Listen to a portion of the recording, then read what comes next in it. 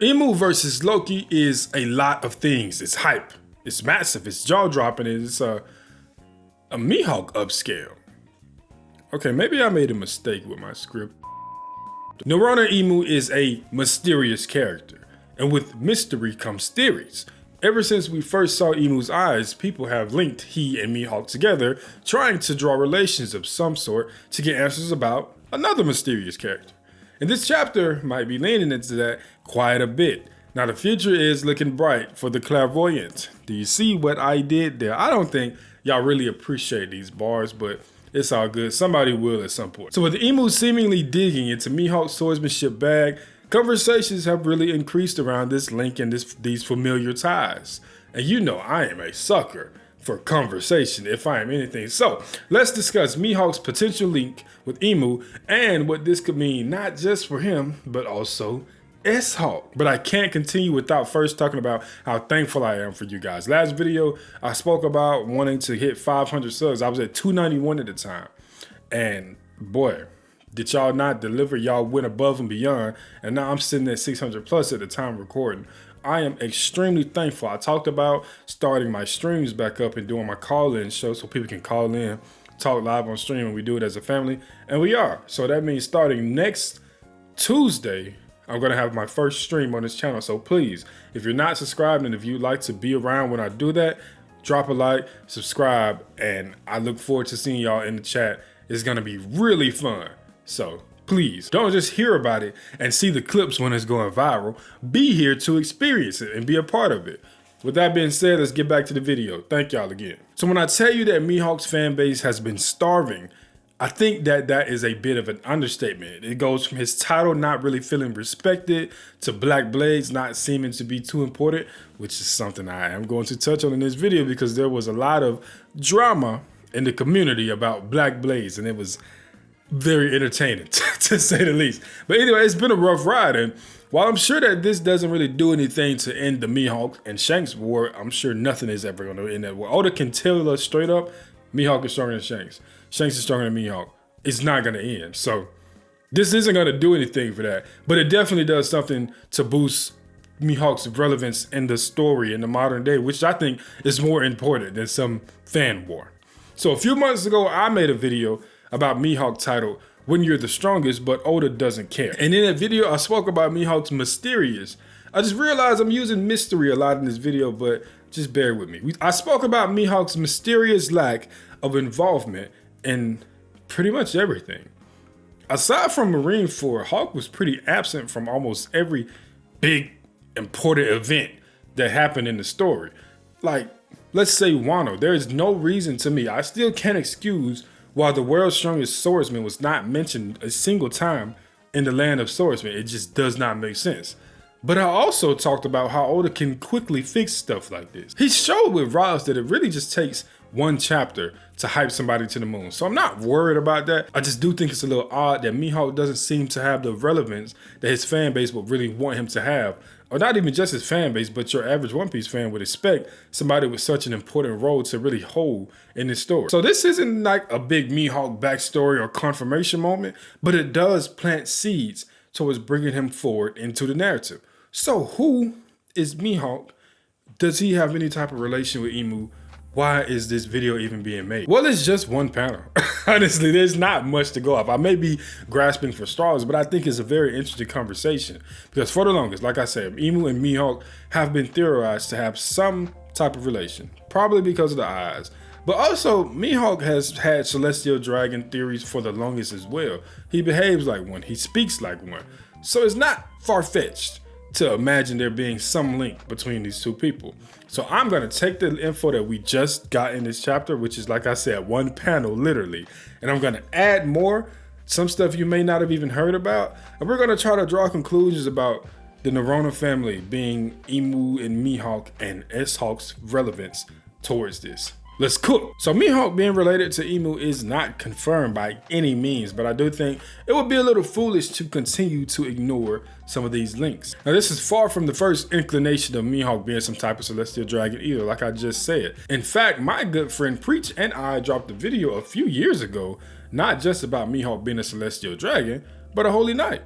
But this chapter takes that theory and slams a battery into his back in ways that I probably would not have imagined. One of the more slept on hints about Mihawk's background actually comes from an extremely unexpected source, that being a video game. Yes, video games. They have debuted attacks before that wound up happening later on in the story. Named attacks. It happened with Jack.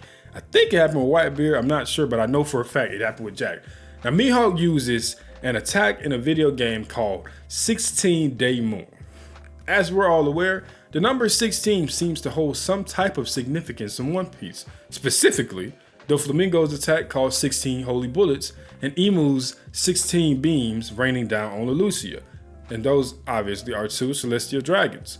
But it does get a lot more interesting. Before Wano, Oda dropped a little interview or whatever it was at Jump Festa, and here he hinted at introducing a legend that lurks in the One Piece world. He also said that this character was going to be the greatest enemy ever for the Straw Hats, but interestingly enough, he said it might be related to Whitebeard. And that's weird. Now, this happened before Wano. Kaido was in Wano. Hearing it was related to Whitebeard made most people say, well, he's talking about Kaido. But we got to remember, the Reverie was right before Wano, and Imu was introduced to us. But now let's take it back to Whitebeard. Whitebeard dies to 465 total entries. And we know Whitebeard, he got done bad. But let's kind of dig a little deeper. How many times was he stabbed? Or did he experience sword wounds, to be specific? 267. Now, as we know, One Piece fans, Oda does like to have a lot of fun with numbers. Luffy's number, an example, is 56. And there's this type of Japanese wordplay thing with numbers where they take them and it makes words. And for Luffy, 56 becomes Gomu. And as we've thought for at least 20 years before recent times, Luffy's fruit was the Gomu Gomu no Mi. So guess what 267 is in this same type of Japanese number play? Norona. Yes, sir. Nah, we got him. I know you guys like the case is cooked. It's all done. Nah, not really. But what does this have to do with 16? Well, how many division commanders did Whitebeard have? It gets interesting. Now, that was an extremely roundabout way to go and prove a point, but a point has been made nonetheless. Oda likes to play around with numbers a lot. 16 definitely has some type of relevance to the Celestial Dragons. Now, obviously, this is not the only time 16 has been used in the story. When Luffy rang the bell, it was 16 times, and I'm sure you can dig and find other stuff. But Mihawk's 16-Day Moon is not random, especially when you consider the moon being related to Lunarians, obviously, and it's just crazy. Now, on top of this, there are various other hints from Hawk that people have picked up on many times in the past. His manner of speech, he's referred to people as rabbits and insects. You know, we know how Celestials view other people. And his weirdly regal attire. And it is a little similar to Rayleigh, but it's much more regal and royal. So I just think there's something there at least. Now let's talk about swords. Imu in this chapter uses an attack named Nemesis with what looks to be a blade that looks eerily similar to Yoru. Now, when I say that the One Piece community is hilarious and sad simultaneously, I'm usually speaking about instances like this. The leakers initially just kind of went ahead and put it out there that Imu was using a black blade like Yoru or Shishui. And of course, I talked about how hungry the Mihawk fans are for feats and relevance. And I'm not mad at y'all for that. It makes sense. But we gotta be able to recognize setups when they're on the way. Nemesis was said to be the name of Imu's black blade, but in reality, it just looks to be the attack where he turns his piercing black flames into a sword while stabbing Loki with it. And it dissipates afterwards, so it's not a weapon, or it's not a particular weapon, it's just an attack. So obviously, we know in the One Piece community, when you get your spoilers on Monday or your hints on Monday, and you thinking that your character is going to be on top of the world, you gotta go prove your point. You gotta roast people, you gotta bring up old tweets, you gotta go at YouTubers. You winning right now. It's agenda piece, it's stocks, and it's highs and lows. And right now, Mihawk fans, or at least at that moment, the Mihawk fans, they was on a high. But it was that little small thing in the back of people's mind that was like, yo, we might need to relax because all of Imu's weapons have been tinted black. The ones he gave when he dummy reversing people, Dory and Borgie had black axes. When he had dummy reversing rocks, his sword was black, and that was actually really big in the Black Blade conversation because it looked to be shaded much darker black at certain points. That could have been hinting at this Maki or whatever it is that Imu is using. So my point is, Mihawk fans went on a witch hunt trying to, shit on people that have kind of dogged out Black Blades and just Mihawk's relevance in general. A couple days went by. We get the chapter, we get the panels. It's not a Black Blade. And it blew up in their face. I'd be lying if I said I didn't laugh. I'd be lying if I said I didn't see it coming. You guys need to relax with taking everything that leakers say at face value, especially when you know that there's some nuance to a situation. But I get it. Everybody wants to win the agenda war.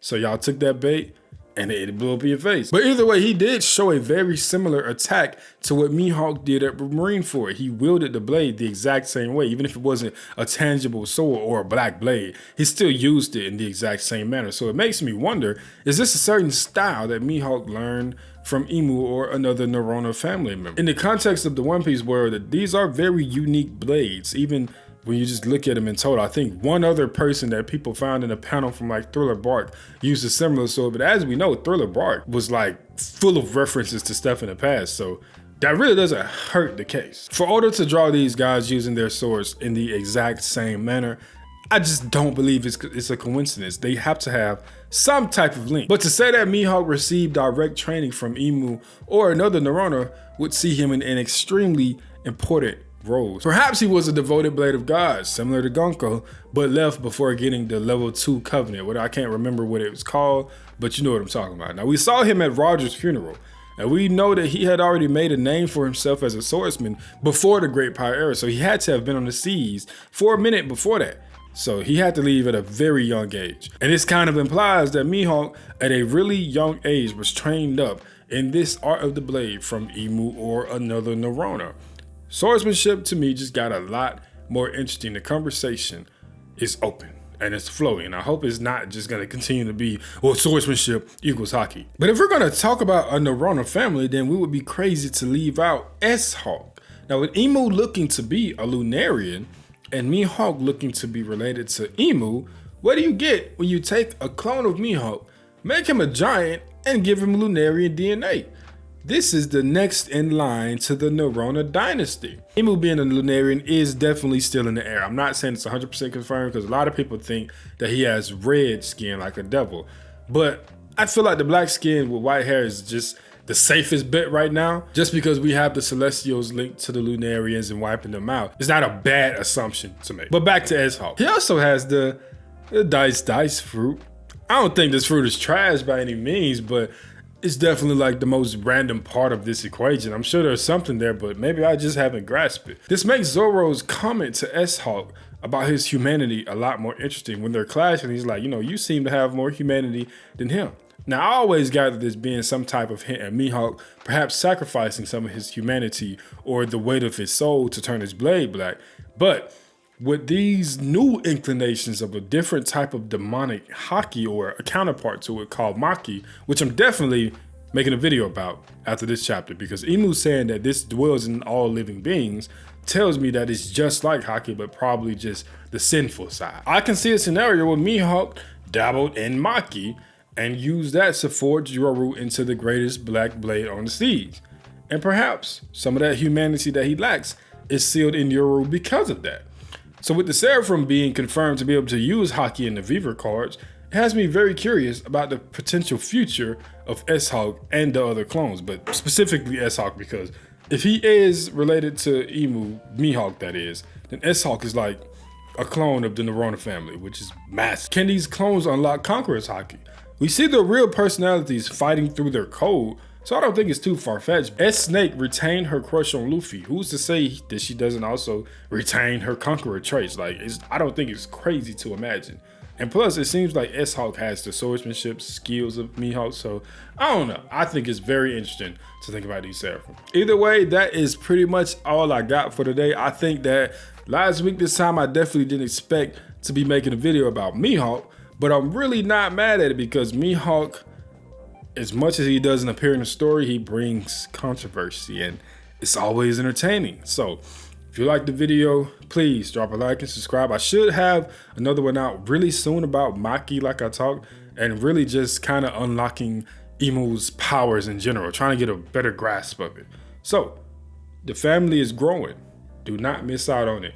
Like we talk about stocks, come and join, buy low, because in the year this time, I'm gonna be one of the biggest out. I'm just saying, peace out.